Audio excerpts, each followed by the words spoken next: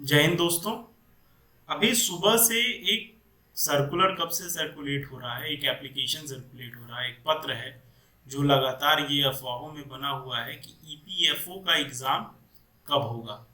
अब इस लेटर में एक चीज़ देखिए कि क्या लिखा है, क्लियर नहीं है। बस इतना पता है कि ये गोरखपुर के जिलाधिकारी को लिखा गया है और कहा गया है कि 2/7/2023 को, रविवार को, जैसा कि आप यूपीएससी के कैलेंडर में जानते हैं कि ये डेट क्या है, रिजर्व रखी गई है प्री कराने के लिए, एग्ज़ाम कराने के लिए। तो 2/7 तारीख को बताया जा रहा है कि ईपीएफओ का एग्ज़ाम कंडक्ट कराया जाएगा। अब सबसे बड़ी बात यह है कि बहुत लोगों का मानना ये है कि इसकी ऑथेंटिसिटी नहीं है, कि ये सही है या गलत है।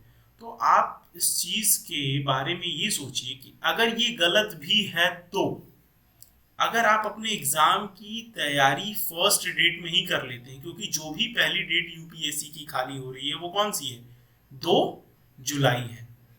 ऐसा सबको पता है कि 2 जुलाई खाली हो रही है, उसके बाद वो फिर अक्टूबर में चली जाएगी। तो इसमें क्या प्रॉब्लम है अगर आप अपना प्रिपरेशन 2 जुलाई तक कर लेते हैं।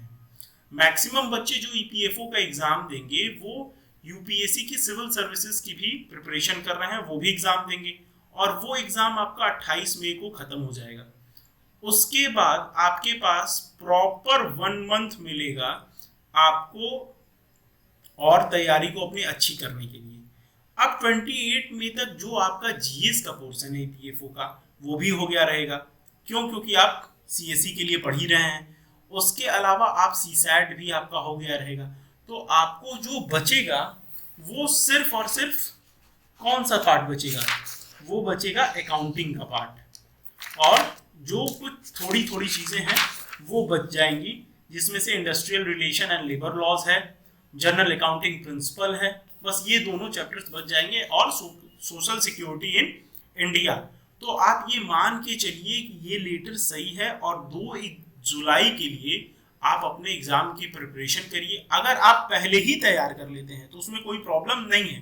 प्रॉब्लम तो तब होनी चाहिए थी ना कि अगर आपकी डेट लेट बताई जाती तो आप कह सकते थे कि मिसगाइड किया जा रहा है और आप तैयारी को अपने स्लो कर देते। अगर आपको एग्जाम की डेट 2 जुलाई को पहले बताई जा रही है तो आपकी प्रिपरेशन तो और अच्छे से होनी चाहिए कि अरे यार एग्जाम पास आ गया, मुझे और अच्छे से प्रिपरेशन करना है। तो आपके एग्जाम में अगर 2 जुलाई को लेके चलते हैं तो पूरा लगभग 83 डेज बचे हुए हैं। अब 80 दिनों की जो प्रिपरेशन स्ट्रेटेजी है वो हमारी टीम अभी बना रही है, सिंपली आईएएस की टीम। वो जैसे ही तैयार हो जाता है तो आपको संडे को वो प्रोवाइड करा दिया जाएगा, एकदम topic wise. Topic wise means analogy, reasoning की, मैथमेटिक्स की, अकाउंटिंग की, सारी टॉपिक वाइज और प्रीवियस ईयर क्वेश्चन की एनालिसिस। ऑलमोस्ट 80 to 90 टॉपिक्स हैं। यानी अगर आप एक दिन में एक टॉपिक भी तैयार करते हैं तो आपका 80 डेज में बहुत अच्छी प्रिपरेशन हो जाएगी। बस आपको करना क्या होगा, अभी तो सुनने में बहुत आसान लग रहा है कि एक दिन में एक टॉपिक, लेकिन आपको उस टॉपिक को उसी दिन मास्टर्स करना होगा, उसको रिवीजन करना होगा। दैट मीन्स कि आपको अपनी प्रिपरेशन को 40 दिन में करना होगा और 40 दिन आपको रिवाइज करना होगा, आपको मॉक टेस्ट देने होंगे। अगर आप 28 मई को भी खाली होते हैं तो ऑलमोस्ट आप आधे से ज्यादा सिलेबस कवर कर चुके हैं। जो आपको पढ़ना है वो तीनों टॉपिक्स मैंने आपको बता दिए कि सिर्फ वही पढ़ने रह जाएंगे। तो उतनी मुश्किल नहीं होगी। जिस रिदम से आप 28 मई तक पढ़िएगा, 2 दिन का ब्रेक लीजिए, फिर 30 दिन आप उसी रिदम से लग जाइए। और जिसने सीएससी को सीरियसली लिया है उसके इस एग्जामिनेशन को क्लियर करने के बहुत अच्छे चांसेस हैं। तो अभी आप 28 मई तक सिर्फ सीएससी पे फोकस कीजिए, आपका 75% सिलेबस कवर हो जाएगा।